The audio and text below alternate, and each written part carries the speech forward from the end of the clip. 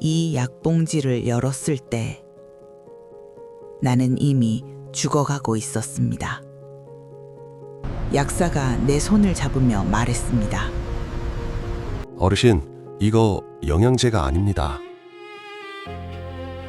그 순간 깨달았습니다. 지난 6개월 동안 내가 잃어버린 것들, 기억, 시간, 그리고 내 집의 주인 자격. 며느리는 매일 아침 말했습니다. 어머니, 약 드셨어요? 나는 웃으며 대답했습니다. 고마워. 그게 내 마지막 선택이 될 줄은 몰랐습니다. 제 이름은 박영숙. 올해 나이 73. 남편이 세상을 떠난 지 5년. 혼자 살아온 지 5년. 나는 그동안 외롭지 않았습니다. 아들이 있었고, 며느리가 있었고, 손주들이 있었으니까요. 하지만 지금 이 순간 나는 이 세상에서 가장 외롭습니다. 왜냐하면 알아버렸기 때문입니다.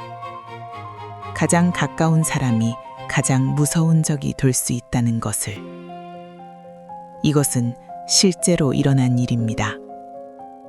2023년 서울 강남구. 그리고 지금 이 순간에도 대한민국 어딘가에서 일어나고 있는 일입니다. 1장. 행복했던 시절. 2018년 봄. 아들 민수가 결혼한다고 했을 때 나는 정말 기뻤습니다.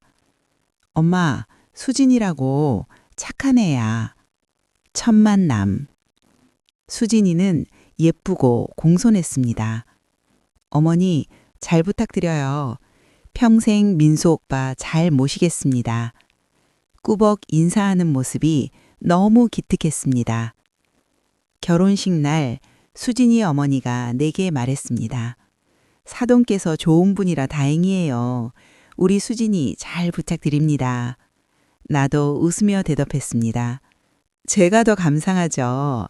이렇게 좋은 며느리 얻게 되어서. 그때는 진심이었습니다.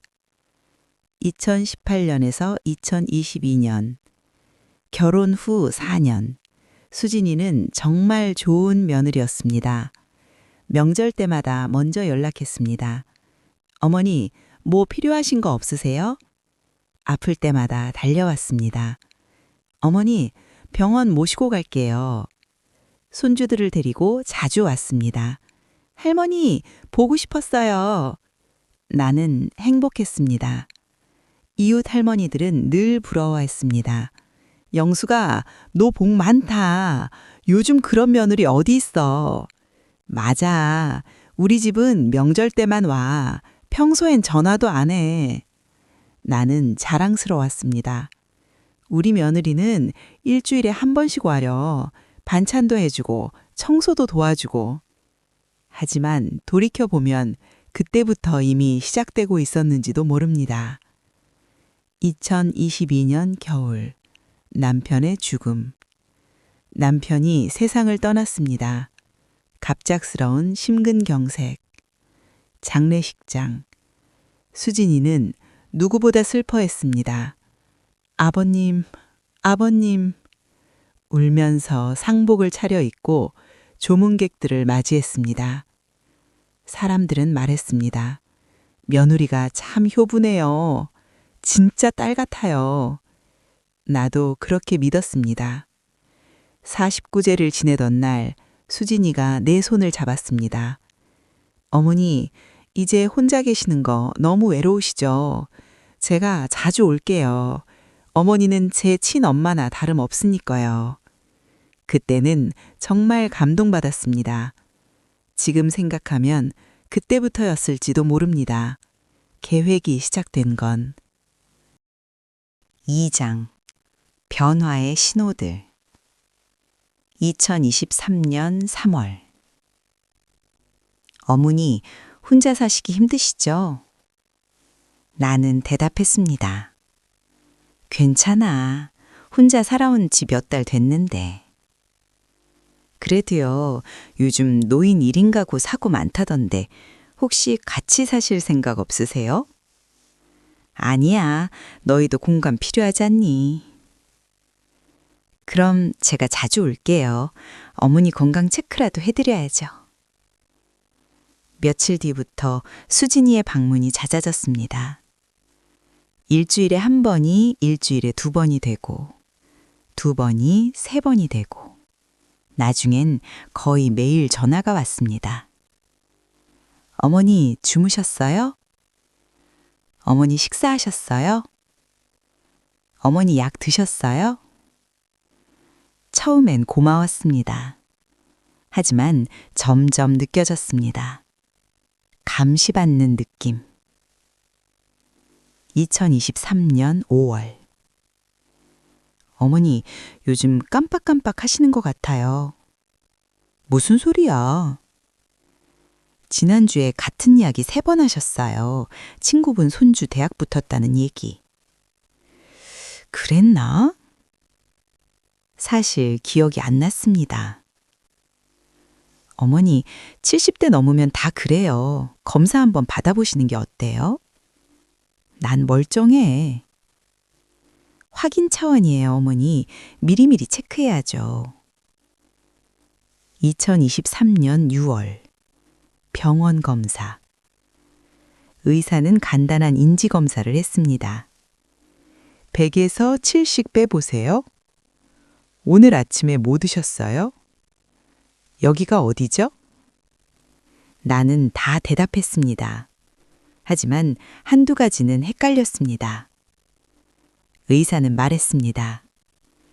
정상 범위입니다만 나이를 감안하면 예방적 관리가 필요합니다. 그럼 영양제 같은 거 드시면 도움 되나요? 네, 오메가3, 비타민 B 같은 거요. 뇌 건강에 좋습니다. 수진이는 고개를 끄덕였습니다. 그 표정이 지금도 기억납니다. 너무 만족스러워 보였습니다. 3장. 약봉지의 등장. 2023년 9월 15일. 어머니, 이거 영양제예요. 수진이가 건넨 건 작은 약봉지였습니다. 투명한 비닐 안에 알록달록한 알약들. 요즘 70대 분들 다 드신대요. 혈액순환, 기억력, 뼈 건강까지 다 좋대요. 이거 비싸지? 아니에요. 제가 대량으로 사서요. 어머니 건강 위해서라면 돈이 문제예요. 색도 곧고 냄새도 순했습니다. 약국에서 파는 종합영양제 같았습니다. 하루에 3알씩만 드세요. 아침, 점심, 저녁 식후에요. 꼭 물 많이 마시고요. 알았어. 고마워. 9월 16일 첫 번째 복용. 아침 식사 후 물과 함께 알약 3개를 삼켰습니다. 맛은 별로 없었습니다. 30분쯤 지났을까요? 눈꺼풀이 무거워졌습니다. 피곤한가? 소파에 누워 눈을 감았습니다. 그날 오후. 어머니, 일어나세요. 어머니! 눈을 떴습니다. 몇 시야? 5시요. 뭐라고? 아침 9시에 약을 먹었는데 벌써 오후 5시. 8시간이 사라졌습니다. 어머니, 진짜 깊이 주무셨어요. 점심때 왔는데도 못 일어나셔서 그냥 갔다가 다시 왔어요.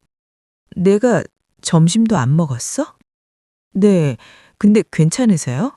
얼굴이 좀 안 좋아 보이는데? 머리가 멍했습니다. 몸도 무겁고. 괜찮아. 그냥 피곤한가 봐. 그래도 영양제는 꼭 드세요. 그래야 기력 회복되죠. 9월 18일. 또 같은 일이 일어났습니다. 약 먹고 정신 잃고 눈 뜨니 저녁. 이번엔 집안이 조금 잘났습니다. 냉장고가 정리되어 있었습니다. 오래된 반찬들이 버려지고 새 반찬이 들어와 있었습니다. 어머니, 냉장고 정리했어요. 상한 것들 많더라고요. 그랬구나. 고마워. 9월 23일. 5번째 날. 이번엔 서류가 있었습니다. 거실 탁자 위에 처음 보는 팜플렛. 실버타운 안내서? 이게 뭐야? 아, 그거요? 오전에 같이 보셨잖아요. 나중에 혼자 사는 거 힘들면 좋은 곳 알아봐 달라고 하셔서 몇 군데 자료 가져온 거예요. 나는 그런 말을 한 기억이 없었습니다. 9월 28일. 일주일 뒤. 통장이 없었습니다. 정확히는 통장이 교체되어 있었습니다. 새 통장, 예쁜 케이스에 담겨서 서랍 안에 정리되어 있었습니다. 통장을 펼쳤습니다. 공동명의, 박영숙, 김수진. 이게 뭐야? 수진이가 설명했습니다. 어머니, 오늘 오전에 은행 같이 갔잖아요. 통장 재발급 받으러요. 은행을? 네, 어머니가 요즘 깜빡해서 걱정된다고 제 이름 같이 넣자고 하셨어요. 은행원도 요즘 노인분들 많이 그러신데요. 나는 은행에 간 기억이 전혀 없었습니다. 10월 2일. 친구 순자 할머니와 통화. 영수가, 요즘 어떻게 지내? 그냥 똑같지. 얼굴 한번 보자. 우리 백화점이나 갈까? 좋아. 10월 3일. 백화점. 순자 할머니가 내 얼굴을 보더니 깜짝 놀랐습니다. 영수가, 너 살 빠졌다. 그래? 많이. 아프니? 아니, 그냥 입맛이 없어서. 요즘 무슨 일 있어? 나는 말했습니다. 양 이야기, 사라진 시간 이야기, 기억나지 않는 일들. 순자 할머니 표정이 굳어졌습니다. 영수가, 그거 이상한데? 뭐가? 영양제 먹고 그렇게 자는 게 정상이 아니야. 그래? 그리고 기억 안 나는 것도, 우리 나이에 깜빡하는 건 있어도 몇 시간씩 통째로 사라지는 건 아니야. 처음으로 의심이 들었습니다. 그럼 어떻게 해야 해? 약 가져와 봐. 우리 약사 딸한테 물어볼게. 4장. 약봉지의 비밀. 10월 5일. 약봉지를 챙겼습니다. 수진이 몰래. 순자 할머니 딸은 약사였습니다. 이것 좀 봐줄래? 약사 딸은 알약을 자세히 봤습니다. 형태, 색깔, 각인된 글자. 이모, 이거 어디서 났어요? 우리 며느리가 줬는데? 이거... 그녀는 컴퓨터로 무언가를 검색했습니다. 이모, 이거 영양제 아닌 것 같은데요? 뭐라고? 이 각인 보이시죠? ZP라고. 이건 졸피뎀 계열 수면제 같은데요? 머리가 하얘졌습니다. 수면제? 네, 그리고 이 하얀색 동그란 거, 이건 로라제팜 같은데 항불안제예요. 그게 뭔데? 쉽게 말하면요, 단기 기억을 흐리게 하고 판단력을 떨어뜨리는 약이에요. 왜 그런 약을? 정확한 건 병원에서 감정해봐야 하는데, 만약 이게 맞다면요, 의사 처방 없이 장기 복용하면 치매 초기 증상이랑 구분이 안 돼요. 그 순간 모든 게 이해됐습니다. 사라진 시간. 기억나지 않는 서명. 갱신된 통장. 요양원 팜플렛. 내가 미친 게 아니었습니다. 약이 나를 미치게 만들고 있었습니다. 10월 6일. 순자 할머니와 긴 대화. 영수가, 이거 심각해. 나도 알아. 경찰에 신고해야 해. 증거가 있어야 하잖아. 이 약이 증거잖아. 아니야. 이것만으론 부족해. 며느리가 몰랐다고 하면 끝이야. 순자 할머니는 한숨을 쉬었습니다. 그럼 어떻게 할 거야?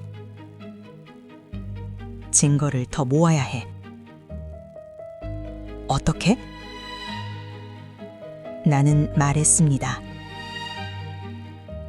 약을 먹는 척하고 뱉어낼 거야. 5장. 도청된 진실. 10월 7일부터 작전 시작. 아침마다 수진이는 전화했습니다. 어머니, 약 드셨어요? 응, 방금 먹었어. 거짓말이었습니다. 약을 입에 넣고 수진이가 끊으면 바로 뱉어냈습니다. 휴지에 싸서 버렸습니다. 10월 8일. 그날은 잠이 오지 않았습니다. 정신이 또렷했습니다. 오후 3시. 수진이가 왔습니다. 어머니, 주무세요? 나는 눈을 감고 숨을 고르게 쉬었습니다. 수진이가 방 안으로 들어왔습니다. 발소리, 서랍 여는 소리, 종이 뒤지는 소리. 10분쯤 지났을까요? 수진이가 나갔습니다. 나는 눈을 떴습니다. 서랍이 열려 있었습니다. 통장이 꺼내져 있었습니다. 확신했습니다. 10월 12일. 또 한 번의 연기. 이번엔 수진이가 서류를 가져왔습니다. 어머니, 일어나세요. 나는 일부러 천천히 일어났습니다. 몇 시야? 3시요. 어머니, 이거 좀 보세요. 서류였습니다. 재산 신탁 계약서. 이게 뭐니? 어머니 재산 안전하게 관리하는 거예요. 요즘 보이스피싱 많잖아요. 나는 천천히 서류를 읽었습니다. 수탁자. 김수진. 이건 좀 생각해 봐야겠어. 수진이 표정이 굳었습니다. 어머니, 오전에는 좋다고 하셨잖아요. 내가? 네, 걱정돼서 빨리 하고 싶다고요. 거짓말. 나는 약을 먹지 않았습니다. 오전에 그런 말을 한 적이 없습니다. 아니야, 난 그런 말 안 했어. 수진이 목소리가 변했습니다. 어머니, 요즘 너무 깜빡하세요. 난 안 깜빡해. 어머니, 요즘 어머니 이상해요. 병원 다시 가봐야 하는 거 아니에요? 나는 침착하게 말했습니다. 이 서류 안 할래. 수진이는 서류를 집어넣고 화난 표정으로 나갔습니다. 10월 15일. 아들 민수가 찾아왔습니다. 엄마, 요즘 이상하시대요? 뭐가? 수진이가 걱정하던데 같은 말 반복하고 약도 안 드신다고. 나 멀쩡해. 엄마, 솔직히 말씀하세요. 요즘 머리 아프거나 그러세요? 아니야. 그럼 왜 약을 안 드세요? 그 약이 이상해서. 민수는 한숨을 쉬었습니다. 엄마, 그냥 영양제예요. 수진이가 엄마 건강 생각해서 비싼 거 사온 건데. 엄마, 나는 아들을 똑바로 봤습니다. 너 며느리 말만 믿지 말고 엄마 말도 좀 들어봐. 엄마도 수진이를 좀 믿어주세요. 수진이가 엄마한테 얼마나 잘하는데요. 그 순간 알았습니다. 아들은 이미 며느리 편이라는 것을. 6장 증거 수집 10월 26일 아침 핸드폰을 켰습니다. 녹음 기능을 찾았습니다. 젊은 사람들처럼 능숙하진 않았지만 할 수 있었습니다. 10월 27일 수진이가 왔습니다. 핸드폰을 탁자 위에 놓고 녹음 버튼을 눌렀습니다. 어머니 약 드셨어요? 응, 먹었어. 그런데 말이에요, 어머니. 수진이는 새 약봉지를 꺼냈습니다. 이거 더 좋은 영양제래요. 이전 거보다 효과가 훨씬 좋대요. 약을 자세히 봤습니다. 이전보다 알약이 더 컸습니다. 어젯밤 대화가 떠올랐습니다. 약 3배로 늘릴 거야. 고마워. 나중에 먹을게. 지금 드세요. 제가 볼게요. 왜? 요즘 어머니가 약을 잘 안 드시는 것 같아서요. 나는 약을 입에 넣었습니다. 물을 마시는 척하며 혀 밑에 숨겼습니다. 삼키셨어요? 응. 입 좀 벌려보세요. 왜? 확인 좀 하게요. 의심하고 있었습니다. 나는 입을 벌렸습니다. 수진이가 자세히 들여다봤습니다. 입안에 뭐 있는 거 아니에요? 뭐가? 어머니, 약을 뱉으신 거죠? 무슨 소리야? 수진이 목소리가 날카로워졌습니다. 어머니, 왜 이러세요? 제가 얼마나 어머니 걱정해서 비싼 약 사오는데. 난 그 약이 필요 없어. 필요하세요. 어머니 요즘 정신이 오락가락 하시잖아요. 내가 언제? 어제도 같은 말 3번 하셨어요. 냉장고 문도 안 닫으시고 가스불도 켜놓고 나가시고. 모두 거짓말이었습니다. 하지만 수진이는 계속 말했습니다. 어머니, 이러시면 혼자 사실 수 없어요. 요양원 가셔야 해요. 난 안 가. 어머니가 결정하실 수 있는 상태가 아니에요. 수진이는 가방에서 서류를 꺼냈습니다. 이미 신청했어요. 다음 주부터 입소하시는 거예요. 내 동의 없이? 법적 후견인이 쟤예요. 어머니가 직접 지정하셨잖아요. 난 그런 적 없어. 있으세요.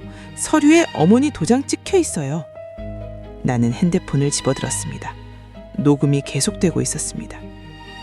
다 녹음됐어. 수진이 얼굴이 하얗게 질렸습니다. 뭐라고요? 네가 한 말 다 녹음했어. 어머니, 나가. 어머니, 오해예요. 제가 설명할게요. 나가라고 했어. 수진이는 서류를 집어들고 황급히 나갔습니다. 10월 28일 동네 약국 단골 약사 김 선생님께 새 약봉지를 보여드렸습니다. 선생님, 이것도 좀 봐주세요. 김 선생님은 알약을 보더니 심각한 표정이 되었습니다. 어르신, 이건 더 위험한데요? 뭐가요? 용량이 3배예요.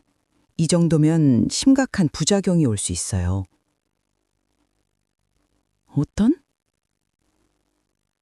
호흡곤란, 의식저하, 심하면 혼수 상태까지 갈 수 있습니다.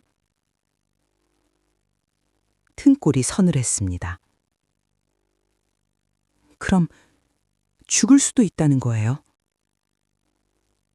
김 선생님은 고개를 끄덕였습니다. 노인분들은 특히 위험합니다. 10월 30일. 순자 할머니와 다시 만났습니다. 영수가 이제 경찰에 가야 해. 증거가 충분할까? 약이 있고 녹음이 있잖아. 그것만으로 될까? 순자 할머니는 한숨을 쉬었습니다. 영수가 더 기다리면 진짜 위험해질 수도 있어. 알아. 나는 결심했습니다. 11월 1일. 경찰서. 여경이 상담을 받았습니다. 어르신, 무슨 일로 오셨어요? 나는 모든 것을 설명했습니다. 약봉지, 녹음 파일, 위조된 서류들. 여경은 심각한 표정으로 들었습니다. 어르신, 이건 명백한 노인학대예요. 그럼 어떻게 해야 하나요? 일단 약을 감정 의뢰하겠습니다. 그리고 녹음 파일 원본 보내주세요. 그 다음엔요? 조사 들어갑니다. 며느리분하고 아드님 진술 받고요. 얼마나 걸려요? 2주 정도요. 11월 3일. 보건소 노인학대 신고센터. 상담사는 젊은 여자였습니다. 어르신, 힘드셨겠어요. 처음으로 누군가 내 편이라는 느낌을 받았습니다.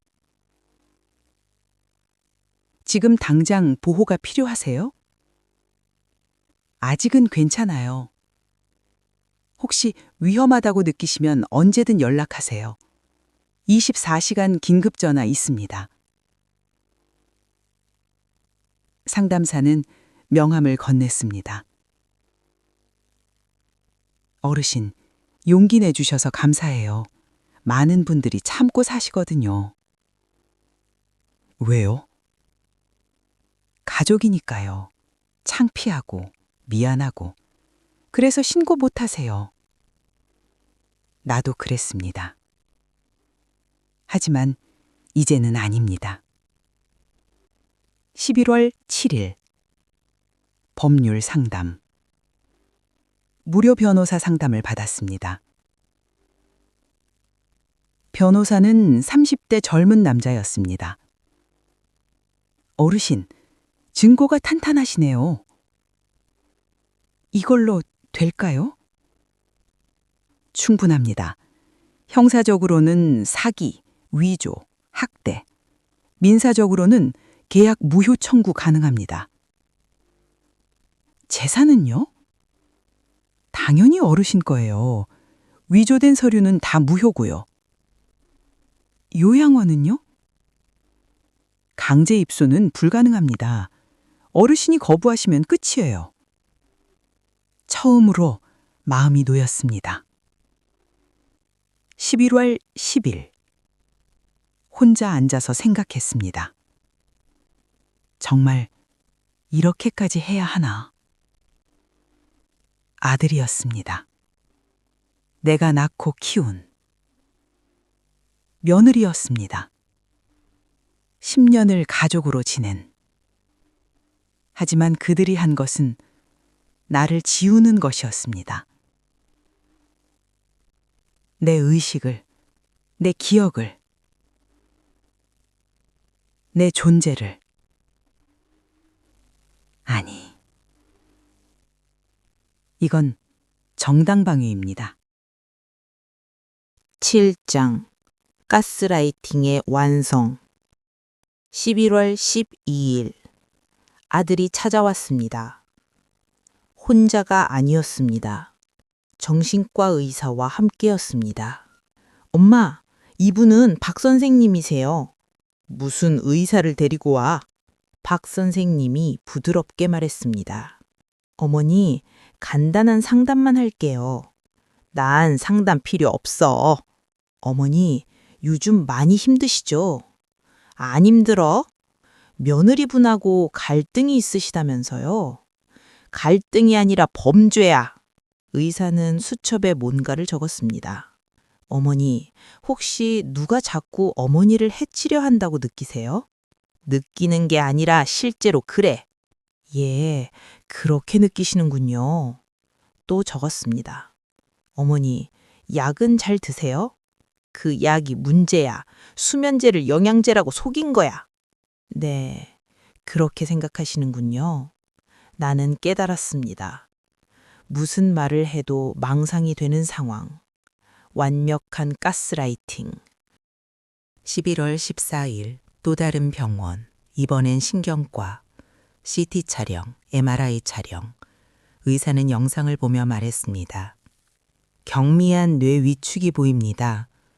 그게 뭔가요? 나이에 따른 자연스러운 현상이에요. 하지만 인지 기능에 영향을 줄 수 있습니다. 수진이가 물었습니다. 그럼 판단 능력이 떨어진다는 건가요? 그 정도는 아니고요. 하지만 정상은 아니시죠? 의사는 애매하게 대답했습니다. 완전히 정상이라고 할 수는 그것만으로 충분했습니다. 수진이에게는. 11월 16일 집에 사람들이 왔습니다. 요양원 상담사들. 어머니, 저희 시설 구경 오셨죠? 난 관 적 없어. 지난주에 오셨잖아요. 이 방이 마음에 든다고 하셨는데요. 또 위조된 기억. 저기 사진에 어머니 계시잖아요. 사진을 보여줬습니다. 정말 내가 있었습니다. 요양원 안에서, 침대 옆에 서서. 하지만 기억이 안 났습니다. 이게 언제 찍은 거야? 지난주 화요일이요.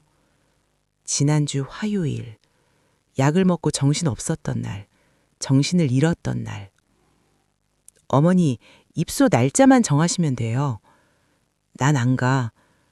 계약서에 사인하셨잖아요. 또 서류, 또 내 도장. 이건 위조야. 어머니, 지문 감정도 할 수 있어요. 어머니 지문 맞으실 거예요.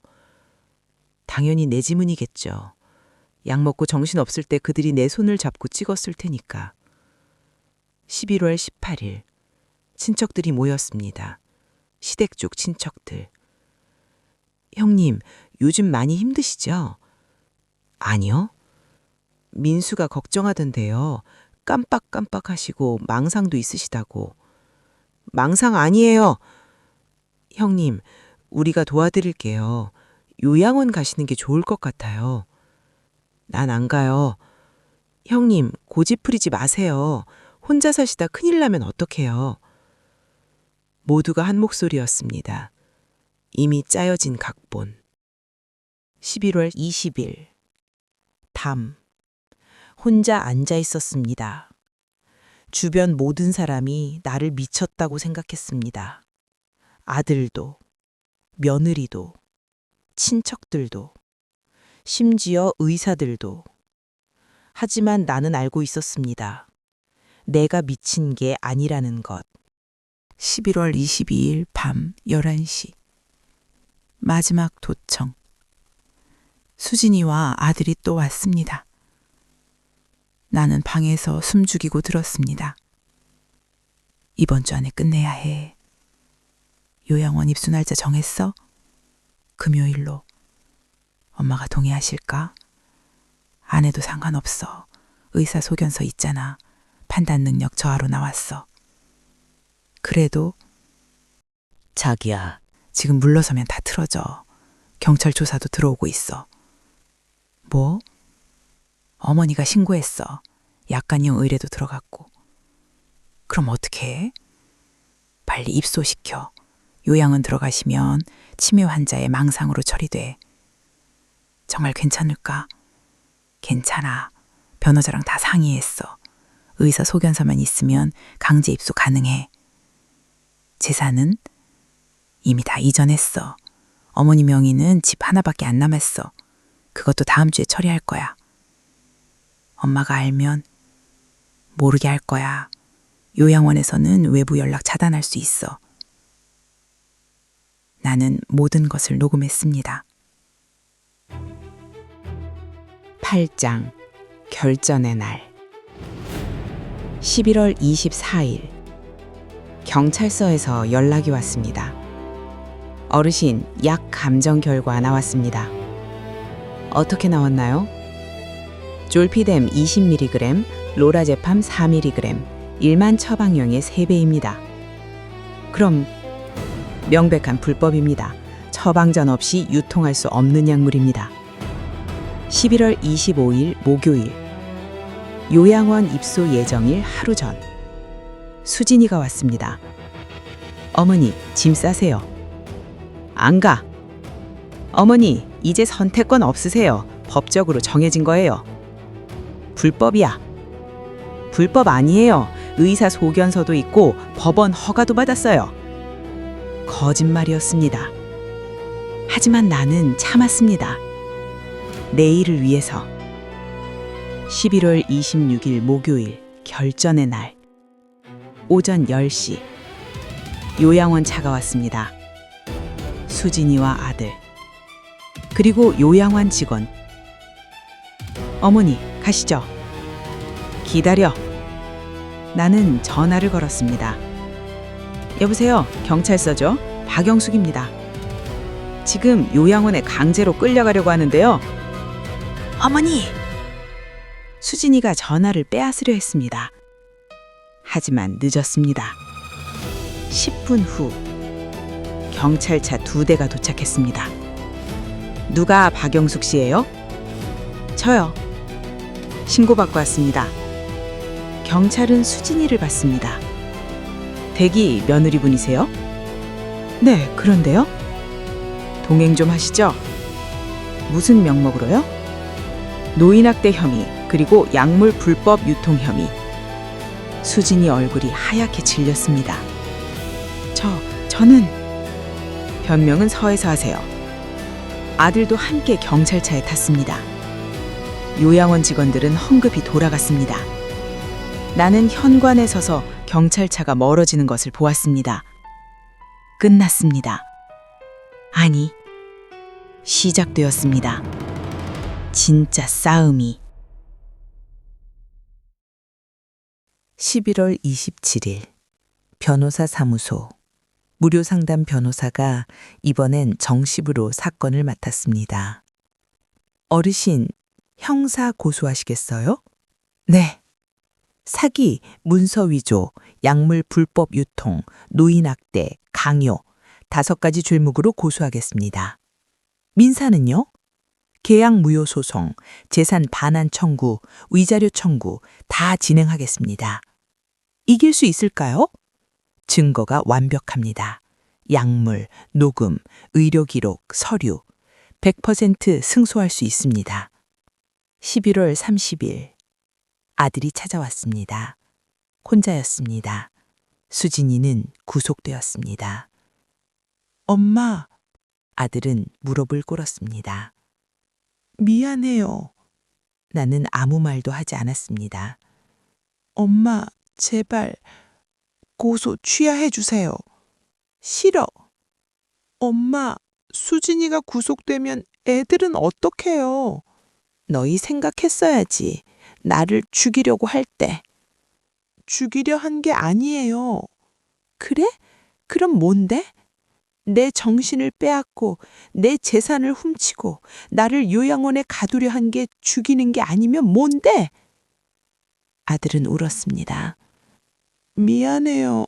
정말 미안해요. 넌 내 아들이었어.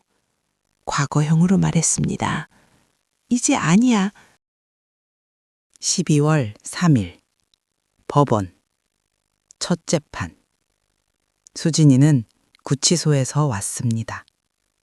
나와 눈이 마주쳤습니다. 수진이는 눈물을 흘렸습니다. 하지만 나는 아무 감정도 없었습니다. 판사가 물었습니다. 피고인, 혐의를 인정합니까? 수진이는 고개를 숙였습니다. 인정합니다. 9장 진실의 무게. 12월 15일. 최종 판결이 법정은 조용했습니다. 판사가 판결문을 읽었습니다. 피고인 김수진. 노인 학대, 사기, 문서 위조, 약물 불법 유통, 징역 3년을 선고한다. 수진이는 고개를 떨궜습니다. 피고인 박민수. 노인 학대 방조, 사기 공모, 징역 1년 6개월, 집행유예 3년을 선고한다. 아들은 울고 있었습니다. 판사가 계속 말했습니다. 피해자가 입은 정신적 고통은 돈으로 환산할 수 없다. 가족이라는 이름으로 노인의 존엄을 짓밟은 행위는 결코 용서받을 수 없다. 재산은 모두 피해자에게 반환하고 위조된 모든 계약은 무효로 한다. 판결이 끝났습니다. 나는 자리에서 일어났습니다. 뒤돌아보지 않고 법정을 나왔습니다. 12월 20일. 집 정리. 혼자서는 힘들었습니다. 순자 할머니가 도와줬습니다. 영수가, 이제 어떻게 할 거야?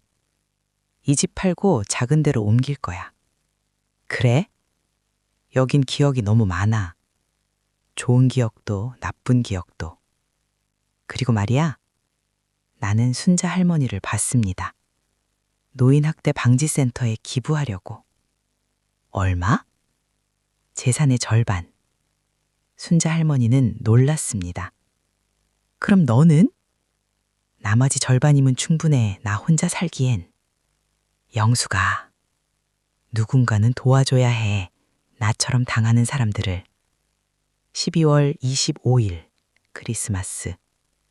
혼자 집에 앉아 있었습니다. 초인종이 울렸습니다. 문을 열었습니다. 손주들이었습니다. 할머니, 큰애가 말했습니다. 우리 들어가도 돼요? 뒤에 며느리 친정어머니가 있었습니다. 애들이 할머니 보고 싶다고 계속 울어서요. 나는 한참을 생각했습니다. 들어와. 아이들이 안으로 들어왔습니다. 할머니, 미안해요. 작은 애가 울었습니다. 엄마가 나쁜 짓 했다고 이제 할머니 못 본대요. 나는 아이를 안았습니다. 아이들은 죄가 없습니다. 괜찮아. 할머니가 여기 있어. 12월 31일. 한 해의 끝. 새해 전날 밤. 혼자 앉아서 한 해를 정리했습니다. 잃은 것들. 가족. 신뢰. 평화. 얻은 것들. 자유. 존엄. 나 자신. 어떤 것이 더 중요할까요? 나 자신입니다. 그것을 잃으면 다른 모든 것이 의미 없습니다. 창밖에 불꽃놀이가 터졌습니다. 새해가 왔습니다. 10장 에필로그. 사라지지 않은 사람. 1년 후 2024년 12월. 지금 나는 작은 아파트에 삽니다.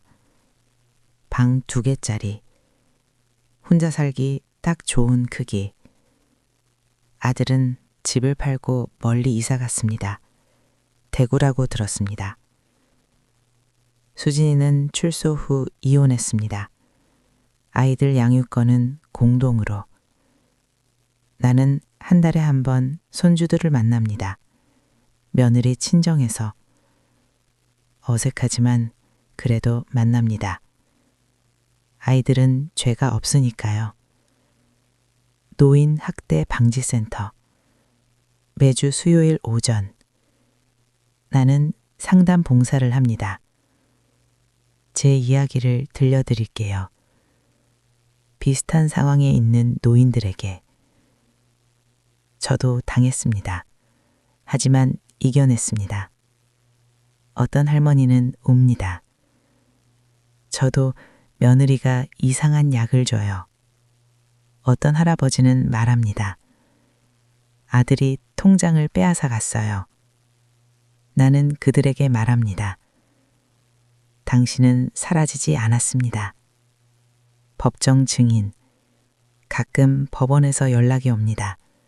비슷한 사건의 증인으로.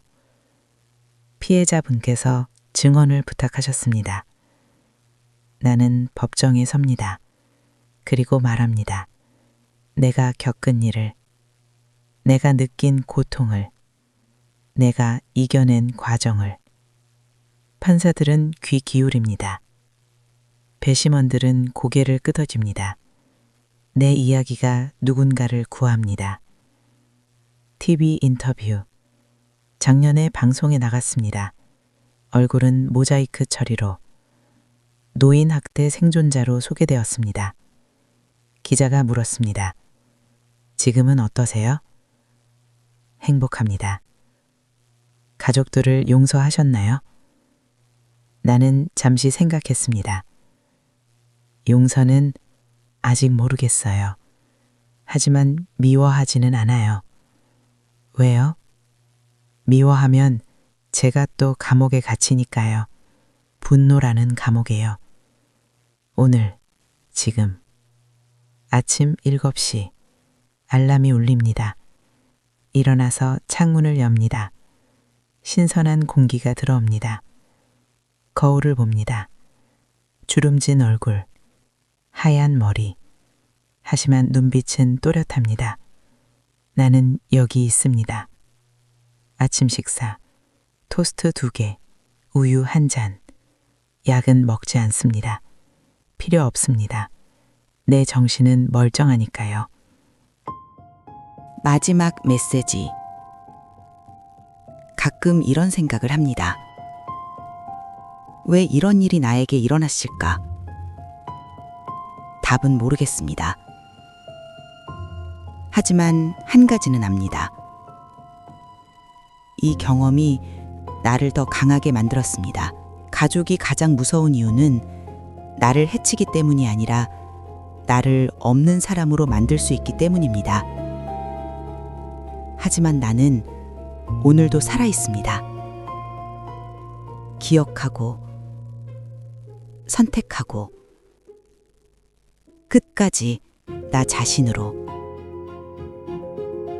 이 이야기를 듣고 있는 당신,